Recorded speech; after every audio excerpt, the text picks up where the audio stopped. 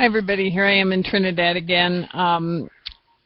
I know, well, right now it's Monday, July 7th, and I suppose you all are probably working on your midterms. I'm trying to look ahead and see what's coming, and so I'm recording this video for the readings that are assigned for Sunday, the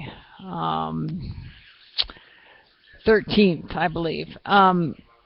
You'll notice that the reading is not quite as onerous as it has been for a few of the past assignments, and that's because I know you also are having to read an additional book and think about your book reviews, which are due on the 18th. So I want to acknowledge that you're also working with that. And in the readings to come, you'll see that some of the texts are texts that we've actually already read. So in that case, you can probably simply skim to review the content a bit as you proceed. I've also not assigned every chapter in the Coogan book, although the chapters we skipped certainly include interesting information, and it's a good resource for you.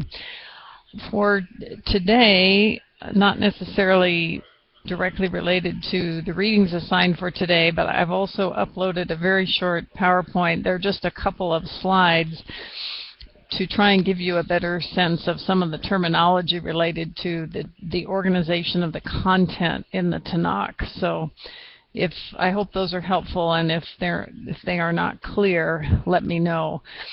Basically, in this course, we're focusing more on the first two parts of the Tanakh, the Torah, or the teaching, and the Nevi'im, or the prophets, and not as much on the writings. We have read a bit from Job, and we will read a bit in the Psalms, and we read Ruth and Esther, but the writings are a really interesting, diverse part of the Tanakh, and we just don't have time to cover them a lot. The writings, some of the books are assigned specifically to a Jewish liturgical holiday, and I've noted about those 5 books, sometimes called the Megillot: Ruth, Esther, Lamentations, Ecclesiastes, and Song of Solomon. I've shared with you which holidays those books correspond to, just so you have that information. So the topic for this week is justice, and of course we've already been talking about justice when we read some sections in Leviticus. I had assigned the Mary Douglas article on justice as the cornerstone.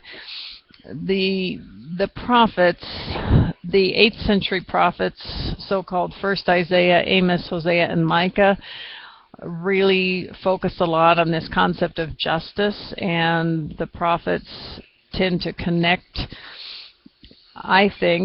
the well-being of the divine-human relationship to the well-being of the earth, and they also see how the well-being of both of those things is very much connected to economic justice and what's going on with commerce and economic policies. So I hope you'll see some of those connections as you read Amos and as you read parts of Jeremiah as well.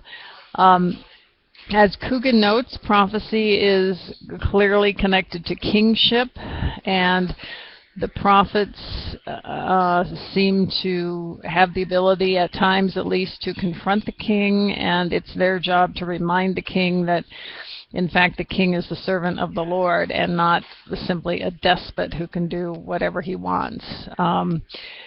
There is a lot of interesting cognate material. Prophets in the ancient Near East were active in many cultures, in Neo-Assyria and Babylon and in other cultures. And interestingly, there are many female prophets outside the Bible, and also a number of prophets in other ancient Near Eastern cultures whose gender is either ambiguous or who are sometimes referred to with male pronouns and sometimes with female pronouns. So that's just an interesting bit of information about the role of prophets in the world of the Bible. So I look forward to our discussion about justice. Everybody's been doing a really great job with their contributions, and I think we've had some really good discussions. Frankly, better than I would have expected for this online format, which I'm still getting used to. So good job with the discussion. We are obviously raising many more questions than we can answer. So if anybody was taking this course with the hope of finding lots of answers to the big questions of life, I think that the Bible is really not an answer book. There's a colleague who teaches Bible at a school that I'm blanking out on at the moment, and something that he says that I really appreciate is the Bible does not answer life's questions as much as question life's answers. I have really experienced that to be true over the years as I've continued to work with the Bible, both as a teacher and as a preacher. So I hope that you'll have some fun with the readings for this week, and I look forward to our conversation. See you later.